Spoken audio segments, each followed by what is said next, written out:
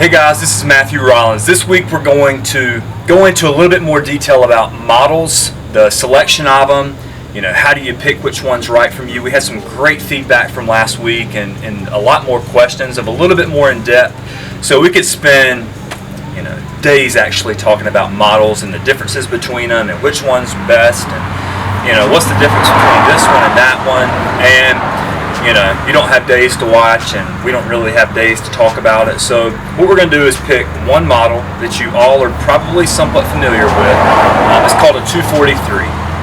243 is incredibly popular amongst all other companies. If you go in to Major League Baseball clubhouses or in the minors or even in colleges, high schools, anywhere, you're probably going to run across some 243s, or at least a variation of it. So one of the questions that we have is, this one seems like it might be a little bit too big of a barrel or a little bit too small of a barrel. And I don't want you to get too caught up in that, because I'm going to show you just a quick example of what a barrel can look like in the difference of for example, a 2.5. Everybody always comes back with, I really need something that's at least 2.5 inches. Well, a lot of barrels now are getting to where they're a little bit smaller, to maybe a 2.47, a 2.48. Some are still, over the 2.5 realm, but the difference in that is we have this model right here. This is a traditional 243, and the barrel on this is right at 2.5, so it's 2.5. Well, we have another variation of the 243, which is a DB43. Okay, and this model, everything's the same, but the barrel is 2.48.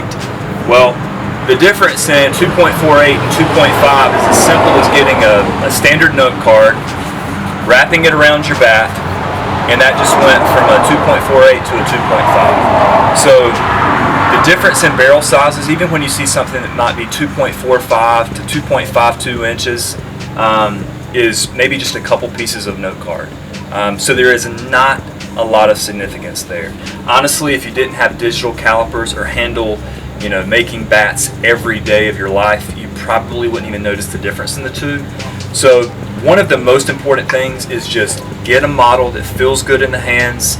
If you like something that's a little more end-loaded or balanced, or a thicker knob, more traditional knob, thicker handle, thinner handle, more of a taper throughout the barrel, whatever it is, we can help you with that decision, help you walk along through the baseball journey of this crazy thing when it comes to wood. When you go buy aluminum, for the most part, you go and you buy what they have and that's it.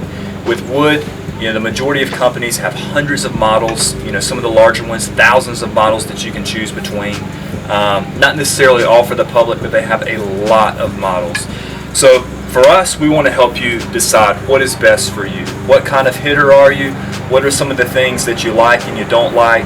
And in this journey of figuring out the craziness between models and wood bats, let us walk alongside. Let us help you out. We just want to thank you once again for being a part of the team, and we look forward to hearing from you soon. Thanks.